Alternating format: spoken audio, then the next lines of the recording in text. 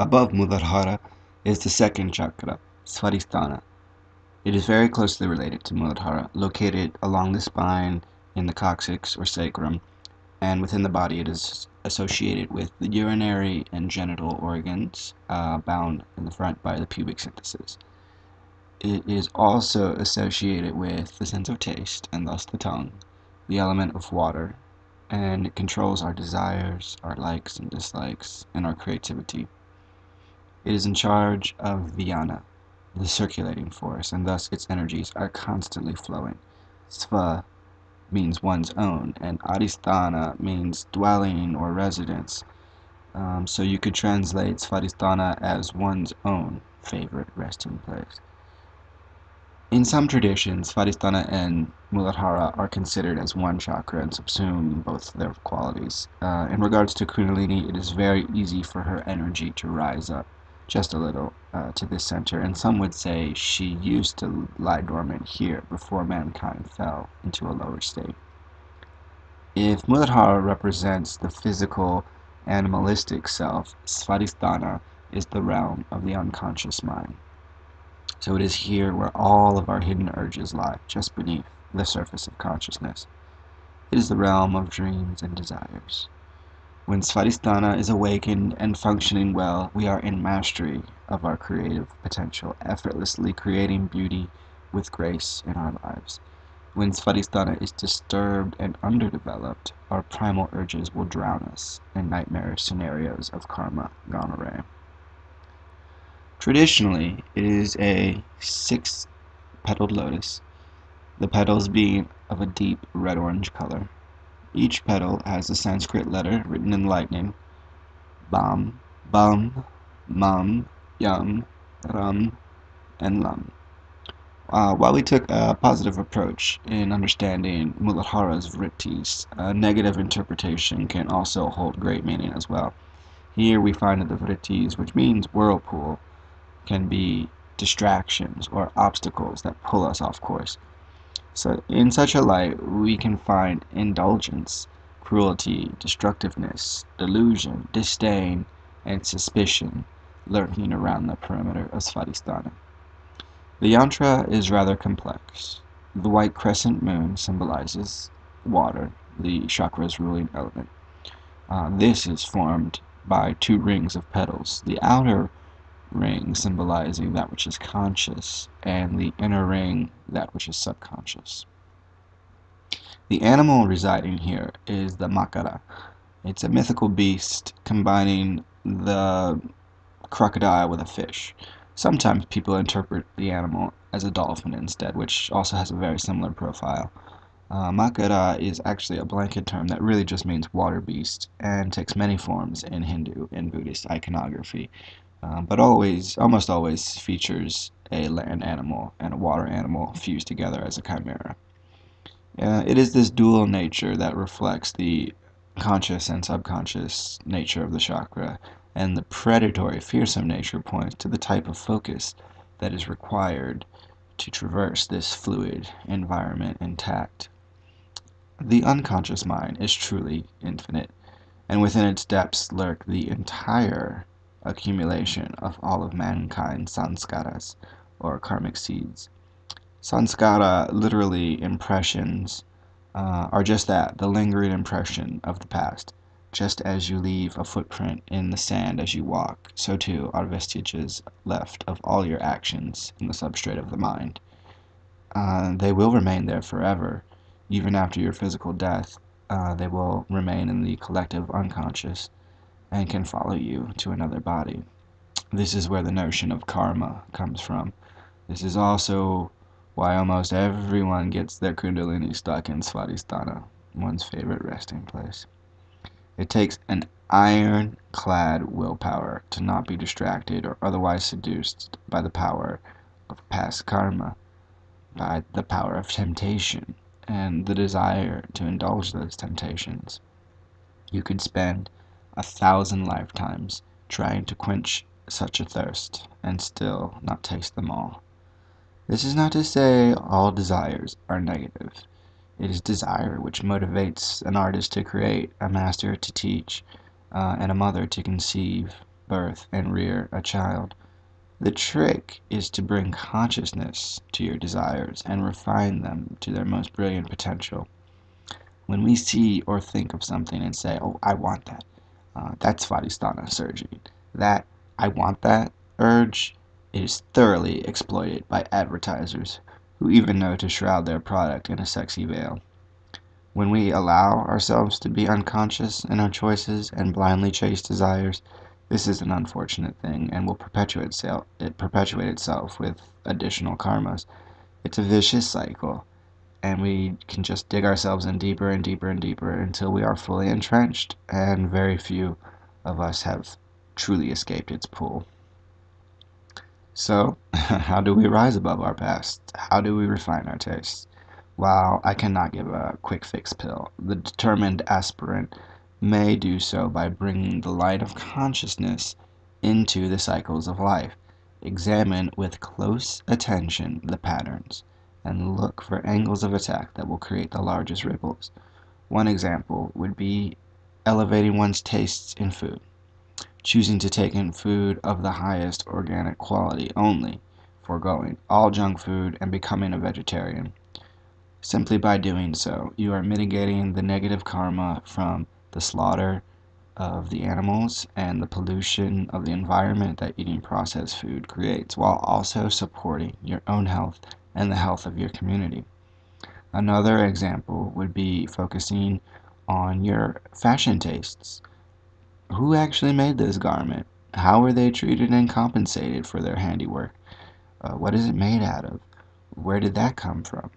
This sort of thinking will steer your tastes, and you may choose to only purchase directly from the seamstress or designer in your town, or perhaps on Etsy or something on the web that you really enjoy and respect. Or go to the thrift store and vintage shops where you are preserving an artifact from yesterday from becoming trash in a landfill or taking up space in an unused corner of someone's closet. Or perhaps you will make your own garments, or perhaps you'll go without garments altogether. You'll figure this out for yourself. But what of water, and where does it come from? Is it pure? This kind of thinking, these are very specific examples, but this sort of thought process can be applied to many more symbolic tastes. Become passionate, a true connoisseur of your delights, and really only support the most refined alone, instead of mindlessly gobbling up whatever is placed before you. Later in this series, we will explore more deeply Yoga Nidra, which is yogic sleep, which is sort of a meditation that allows us to consciously relax the whole of the body and then penetrate into the subconscious mind, where we can then systematically discharge any negative emotional content we have festering in those depths. While we can never truly erase the past, we can come to peace with it and make amends, and so that particular sanskara will become neutralized. Most of our negative psychological or emotional traits are due to these unresolved subconscious issues. Once we look at them with a clear mind, we can see the folly, let go, and move on, no longer disturbed. By systematically addressing these buried traumas, we can make huge steps in clearing the mind, and where once there was a stormy sea, frothy with disturbances, eventually we may find a smooth, calm surface, something which both reflects the clear sky above and allows for the light to penetrate and illuminate the depths beneath. This also points to the close interaction between Swadhisthana and Anja, which is the command center or the third eye, which we will learn more in depth a bit later. Above the Makara and the Yantra is the bija for this chakra, Vam. Again, you may also pronounce it as Vang, if you wish. Use the bija and really feel it vibrating in the pelvic bowl. With Muladhara Bandha engaged, the pelvic bowl is sealed and the watery energies of Vyana will not slip away and instead may circulate to enrich the rest of the body. Vang.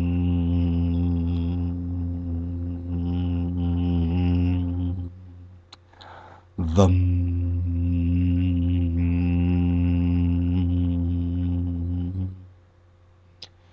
I suppose I should speak a little bit more directly about sexuality, as somehow we've hardly mentioned it in regards to this chakra.